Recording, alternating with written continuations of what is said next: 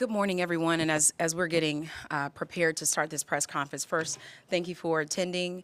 I just wanted to briefly make an introduction in spelling so that way we can move forward with our press event. Today, you'll have the pleasure of speaking with Chief Albert Martinez, Chief of Dallas ISD Police. That spelling is Albert, the traditional way, A-L-B-E-R-T, Martinez, Martinez. Again, Chief of Police for the Dallas Independent School District's Police Department. And then following that, after an update, we will provide an opportunity for questions. And we know that there are some questions that you all have. We will allot a few minutes for that, and then at the conclusion of that, we will wrap and end this particular briefing opportunity. So thank you so much, and I'll turn it over to our Chief of Police, Albert Martinez. Thank you.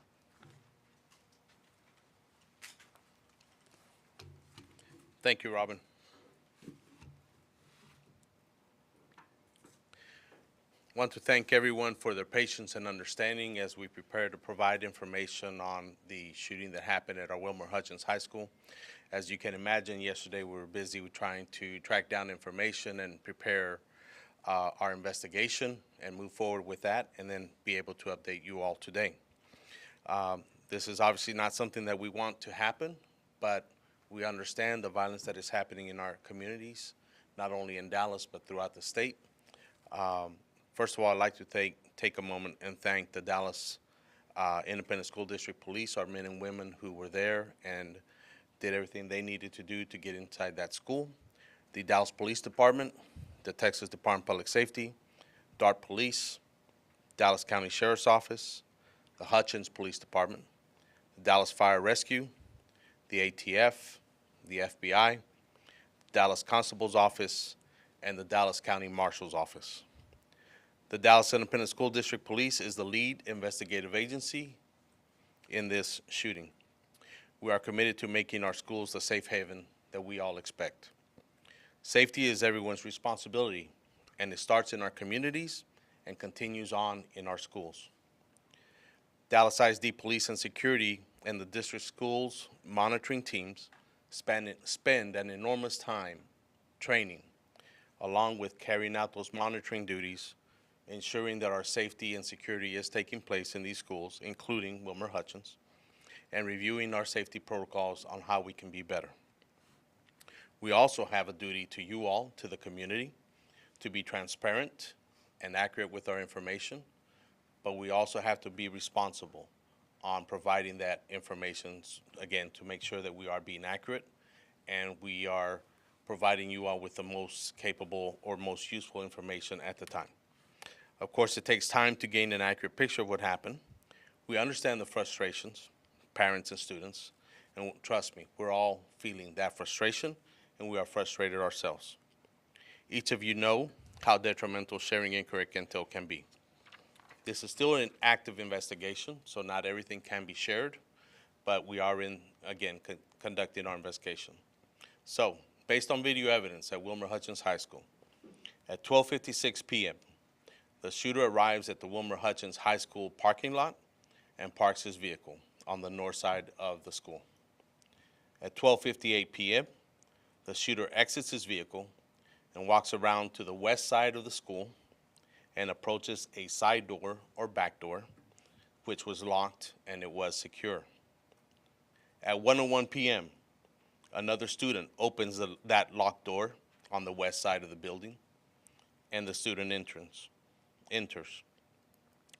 or I should say the shooter. The shooter is observed walking down the hallway towards the cafeteria, and that's at 1:02. At the same time, at 1:02 p.m., the shooter opens fire and wounds 4 students, and the other students that were in that hallway scramble away from the shooter. At 1:03 p.m., the shooter is fleeing and exiting out the same door, and then he runs back to the vehicle that he had in the parking lot at the north side of the school, enters that vehicle, and leaves the campus. And through that timeline from the point of entry into the school to the time he exits is less than 2 minutes. I do want to correct some misconceptions and share what we can. We've worked on our safety protocols. Again, this entry was not made through the front doors, the metal detectors. We've talked about that. Obviously, we were here about a year ago talking about this very situation, but this did not happen through our front doors or through our metal detectors. Our safety protocols were being followed by our staff and our officers. Our metal detectors were operating effectively. I want to emphasize to you all that all doors at this campus were locked and were secure. As you know now, the suspect is in custody, and he was a student enrolled in Wilmer-Hutchins High School. Our students' privacy limits does not allow the district to confirm his name, but that is pretty much common information now. The suspect was let's see, again, mentioning here that 4 students were wounded in this shooting. Another 5th student suffered a injury, but that was more of a scrape or a bruise from the falling and running. Dr. Elizalde and the school leadership team members have reached out to the families of the victims who are expected to make a full recovery. We are aware of an unauthorized video circulating social media that appears to be from the school's surveillance camera. We are investigating how this video came about or how it was accessed and released. And at this time, we cannot fully confirm or cannot confirm validity of the content. At this time, our Wilmer-Hutchins High School will remain closed. It was already going to be closed on Monday. Our staff will return on Tuesday, and we expect our students will return on Wednesday unless the superintendent and our staff or cabinet members decide otherwise. With that, I'm going to open it to you all for questions. Sir. Can you tell us why did the district wait for 4 hours to tell the public that the gunman was on the loose? Yes, ma'am. So in these situations, first of all, we're dealing with a very large high school. Our protocols are very simple. We go in to stop the killing, stop the dying. It's written in law. It's written in our policy. Once we've established that, we're rendering aid, ensuring we get the students out, and then we start sweeping the school. So by the time we finish with all that, then we're getting information. This is the potential shooter. Usually, with all these situations, there's always a second shooter, real or imagined. So by the time we're getting all this information, when we established that we had information, we sent out teams to go find him. At the time, we did not feel that we needed to put out that information. Maybe it was slower, maybe it wasn't. But it wasn't going to exactly do a public good to put it out immediately. We also didn't really have a good description. We had a name. Actually, we had several names. But that being said, we sent out our law enforcement teams to go find them. I'm going to take one here and in the back. Yes, ma'am. Sir, your team has said that this gun was not brought in during normal intake hours. What are normal intake hours, and are there only metal detectors at the front doors and not anywhere else at the school? The protocol at the school is they come in through that front door at intake hours and after intake. So in other words, once the bell rings and school starts, the intake, the late arrival as we call it, is at the front entrance where there are metal detectors. The protocol is everybody comes in through there.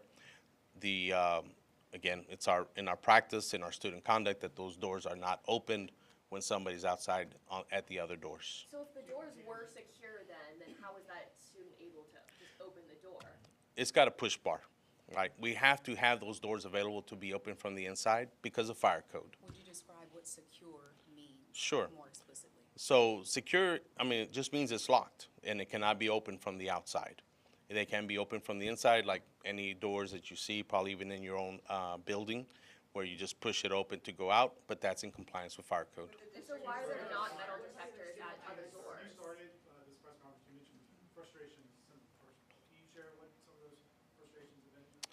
Sure. We've worked very hard. As you all know, again, we were having this conversation a year ago. And what I mentioned to you all when we were talking or being interviewed, we talked about safety protocols, the things that we're doing. We did those things. I'm here to tell you, I believe because we did those things, that gunman was not able to get in through the front doors, knowing that we are doing our baggage checks. We are working through our metal detectors, these brand new metal detectors that we bought. We do sweeps, we do audits. We're doing all the things that we're expected to do. And what's frustrating is that he was able to come in through another door that, yes, we patrol and we sweep that as well, but like everything else, we're not able to be there right on that spot every single time, and there's a lot of entry doors into this high school. like many high schools. I'm gonna, one Give me a second. second. Listen, I'm gonna make sure we have everyone's questions answered, but we'll start here. I'm coming here, and then you. That'd be great, yes, yeah. ¿Enfrentará algún cargo el estudiante que abrió la puerta? Ahorita para ese estudiante que abrió la puerta, vamos a hacer las policies del distrito en esa persona, pero también vamos a buscar a ver si hay cargos criminales. So, ¿Saben quién es? mándeme. ¿Ya lo identificaron? ¿Quién fue? Sí, señor. Yes. So what they asked was, is the student that opened the door facing criminal charges? That student did violate code of conduct of our handbook, so he will face administrative penalties. But that is also incorporated in our criminal investigation, and we'll determine if there will be criminal charges. One right here, back there, green shirt. You mentioned we were here a year ago talking about an incident at this same high school, and the superintendent said we're going to do everything to make sure this doesn't happen again. Now that it has, what would you say to parents who don't trust their students will be safe at this school?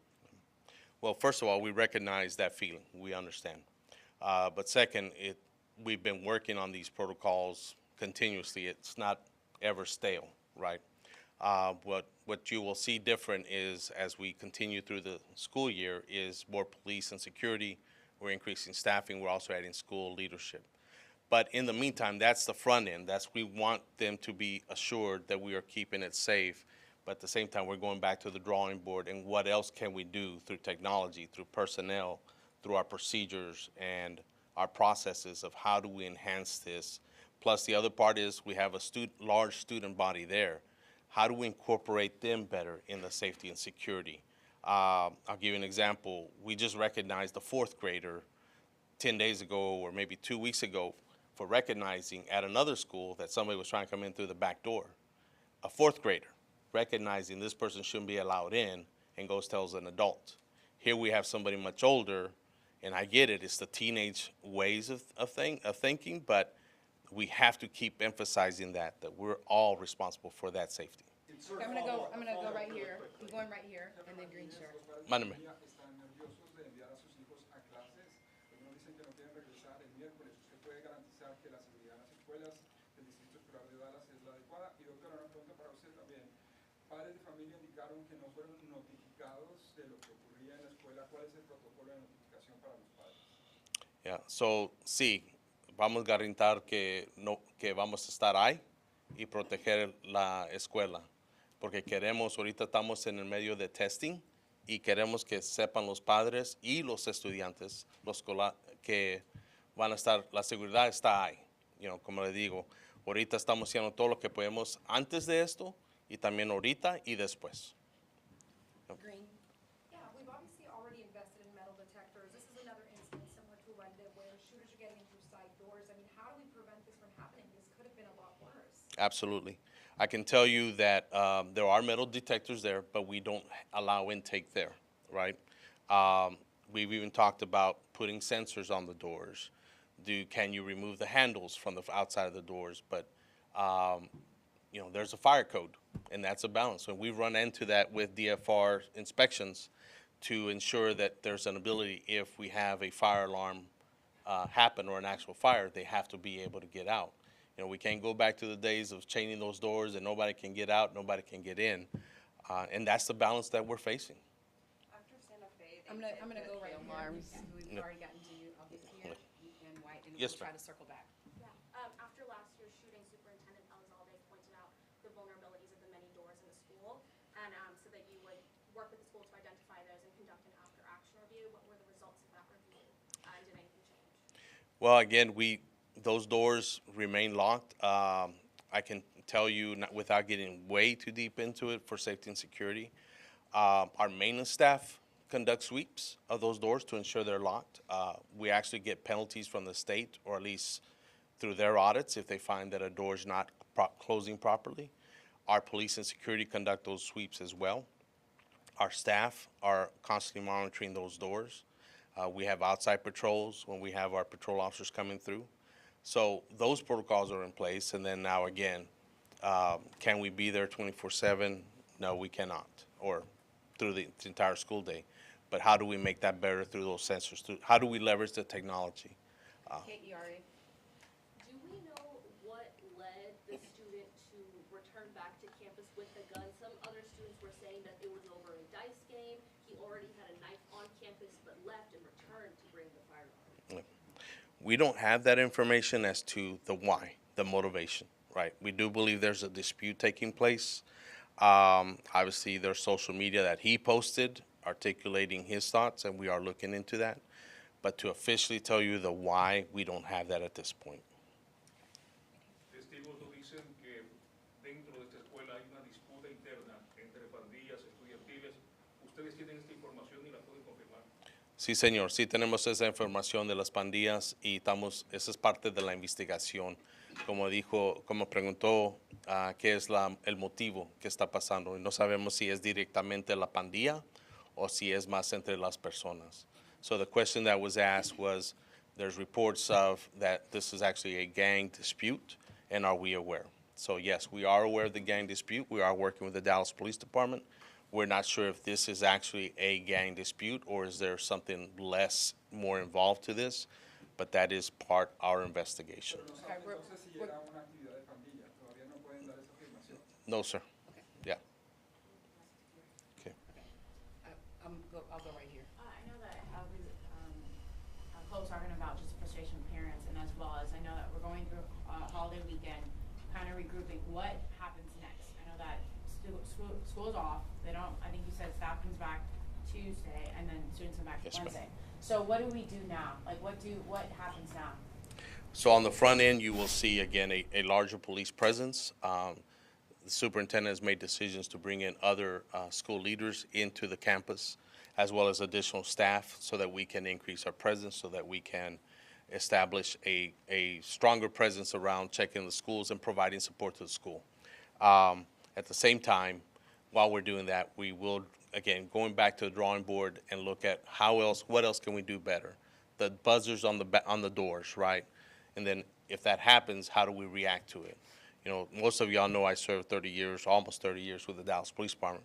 Well, part of the reason why we never went to ShotSpotter, unlike Chicago, is because we don't have the density, but we didn't have the police officers to go respond because Chicago does that when you're immediately there. So we got to put those protocols in place that if that buzzer goes off, we need to be there within a minute. And that may mean a teacher coming out of a classroom.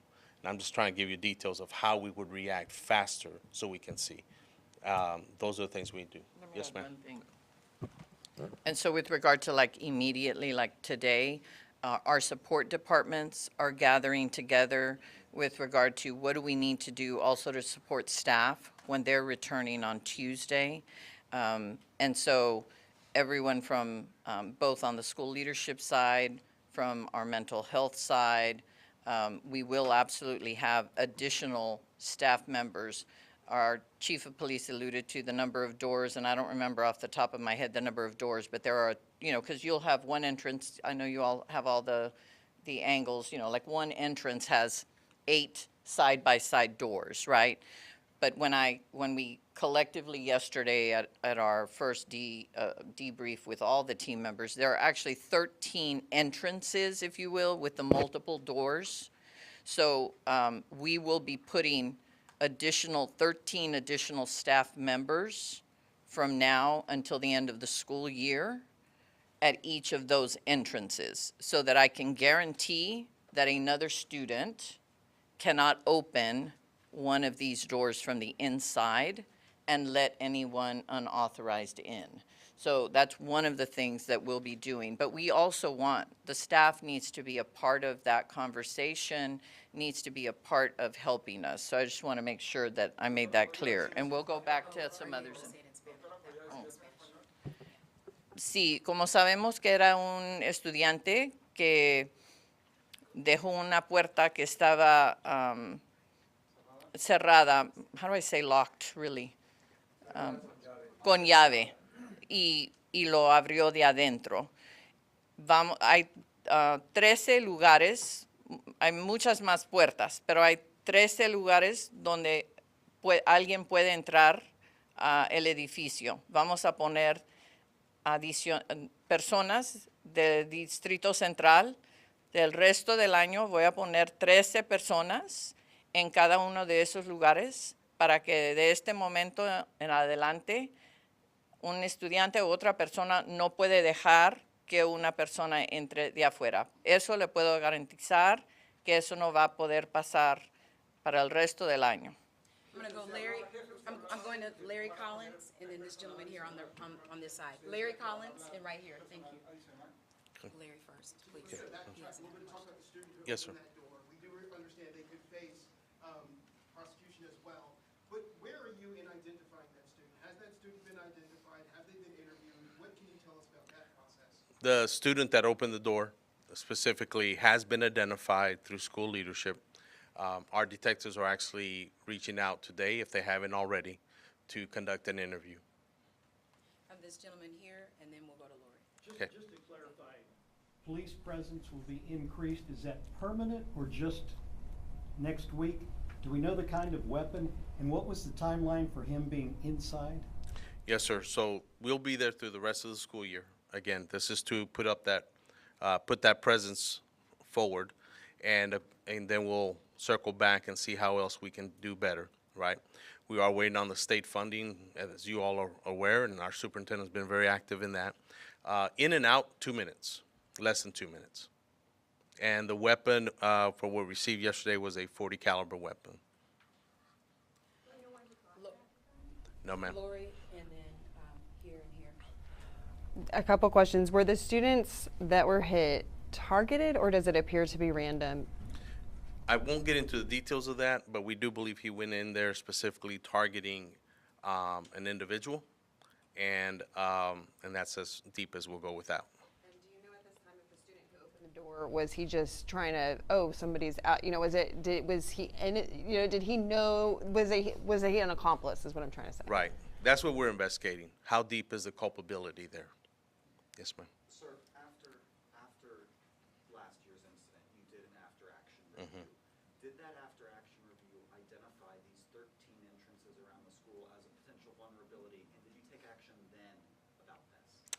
We did, in that we were very aware that there's multiple doors. You know, you look at all our schools, right? Any high school or middle school, everybody has a lot of doors.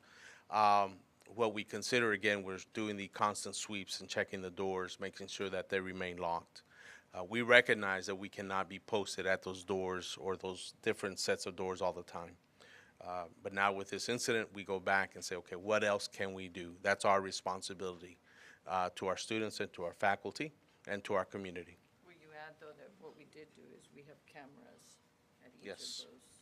Yeah, so we did upgrade our cameras. Thank you, Superintendent. We did upgrade our cameras, and we also have a security operations center that we also use to help us in these incidences or to monitor. And that's because of last year, incident, you upgraded the cameras there? Yes, yeah, well, part of that in the bond package, and that has helped us tremendously because it's got artificial intelligence in it as well, like most cameras nowadays. Right here? Yes, ma'am. Sir, do you know where the suspected shooter got the gun, and will his parents face any repercussions? If the investigation reveals that they have some type of culpability to providing that weapon, they will face charges, but we do not know where that weapon came from. Jefe Martínez, ¿qué sigue Mándeme. ahora? ¿Qué medidas adicionales se van a tomar en esta preparatoria? ¿Y este estudiante fue precisamente a buscar a otro estudiante para dispararle o qué ha mostrado la investigación? Creíamos que entró con esa decisión que estaba buscando a alguien. Pero es parte de la investigación, so no puedo avisarle más de eso. Y en parte es de tener otra presencia grande de la policía, pero también de, ¿cómo dice? Más maestros y administradores de la escuela. Yep. We're going to just take a few more questions. I'm going to go to here, and I see your hand in the back.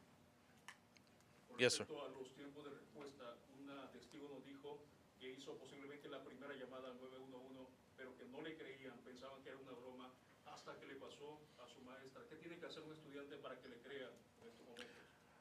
Pues en eso no debe que pasar. Cuando alguien le habla al 911, es necesario que la operadora o operador tome esa llamada y que comiencen a hacer preguntas, que hagan las preguntas para determinar qué es lo que está pasando. Okay, you already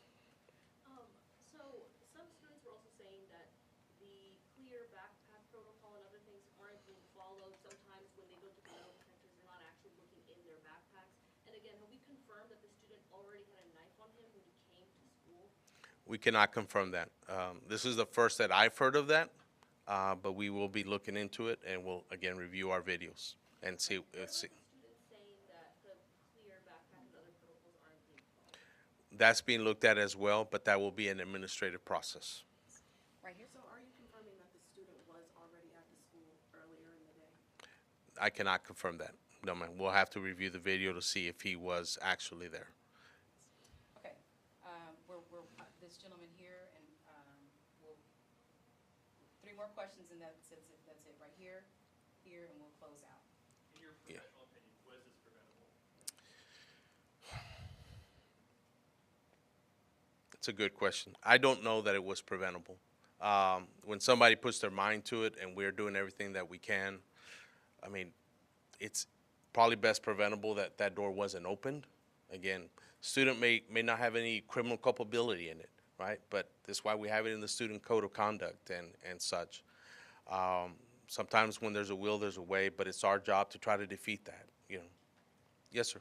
Chief, a follow-up to that same question asked a different way. Is there anything unique about Wilmer-Hutchins High School or what happened on Tuesday to be applicable to any school across the larger district that you may have to look at? No, but again, David, as you know, I've served almost those 30 years with Dallas Police Department. Our community there goes through a lot, and this is our obligation to them, to protect them, to safeguard, to make it a safe haven. I mean, there's a lot of good students there, really. The programs that are offered there, the college career, military readiness, so many of those students are there just for an education and to elevate themselves, just like we want, and we want for our own children. And that's our obligation. That's what we're focused on. And those bad few apples, or those few bad apples, it's our job to be surgical and precise, but our mental health programs are robust. And that's really where the fight is. It's in that mental health and the socioeconomic services that we provide, along with other entities. That's how we prevent school shootings. We got to connect. You know, one of the theories out there, or maybe it's reality, the way we prevent school shootings is by having a student that can connect to at least one person, whether it's a teacher, a police officer, another student, a football team member, or a chess club member, anything, so that they feel connected. And that's where the bottom line is for us, not just the law enforcement side, but through our school leadership and police department. What's unique about this police department compared to Dallas Police, where I served, was so we have an opportunity to do much more, and that's what we've been working on. We're gonna do this last question here. Yes, sir. Chief, in the immediate aftermath, we talked to students who said that their teachers leapt into action immediately, locking doors, telling them to hide in the corner, and saying that they would stand in front of their students if the gunman came into their classroom. Absolutely. What do you think hearing that, and are teachers trained to do that? Yes, sir. We go through that training every year. We talk about it. We have the Raptor alert. We have all these protocols. That is key, because in a real sense, they are the first responder, right? I mean, we did have a police officer on campus and a public safety officer, and they have a job to do. But our teachers, as you said, will do everything they can. Again, we have amazing teachers, amazing staff, but they are part of that front line, and it's our obligation to them to not only keep them safe, but to train them when things like this happen. Let me just say some closing words. This is, certainly all the questions you all are asking. I hope you all recognize those are the very same questions that we ask ourselves. And it is absolutely tragic when the students, overwhelming majority of our students who show up every day at this school, are working so that one day maybe they can be who you are. So they can be a reporter, so they can be a teacher, so they can be a fireman, a police officer. And our students, there are some students who are dealing with a lot of things outside of the school. And we also know that it is still our responsibility to do our very best. Those doors, I just need to reiterate, those doors by law have to be able to be opened from the inside, because you all would be right back here if some other tragedy occurs, and those doors were not able to be opened, and kids and adults needed to exit. So while there are certainly many things that, again, we will go back and we will look, this is an instance where someone had something they were intent on doing. While we can't give specifics, what appears to be clear is that this was not random in terms of the intent. And again, the culpability of the other individual that created the vulnerability is still under investigation. And so our law enforcement will take that lead.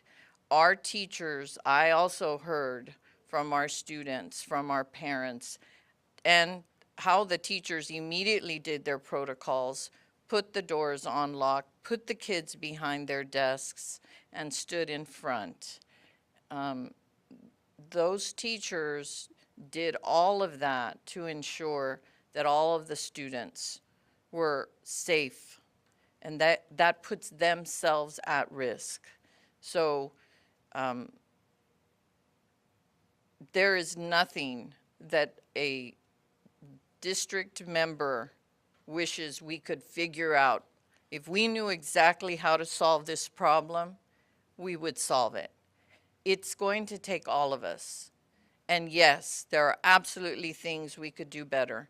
Please note that the first thing that we did was ensure that the kids that were injured were rendered aid immediately, and that we were sweeping the school to ensure that the shooter was no longer there. Was it only one shooter? It's very, very complex. And we appreciate your all's patience. We want to give accurate information. We want to be transparent. You all have experienced with other recent events what happens when information gets out that isn't accurate. And so it's very, very challenging to try to get as much information to you as possible. And this is a very, very heavy feeling for everyone, but I also want us to remember it cannot be heavier for any of us than it is for our families, for our students, and for the staff of that school. They have endured. And so we're going to put additional staff members there, from central office staff members to additional police presence.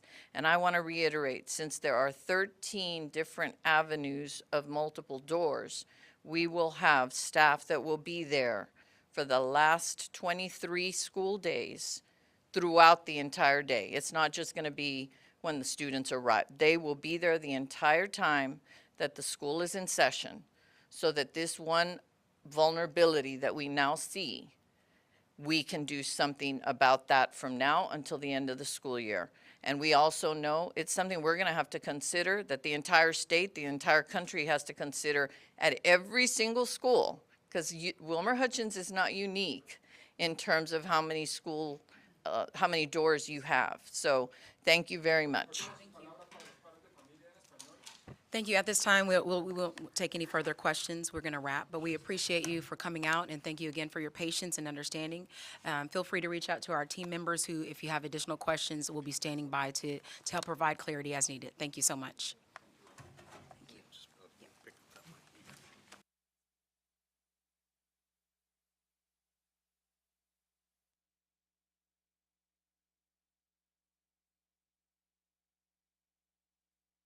To know as well that was also our superintendent of schools, Dallas ISD Superintendent Stephanie Elizalde. Just for those who need that clarity, her name is Stephanie, Stephanie, Elizalde, Elizalde.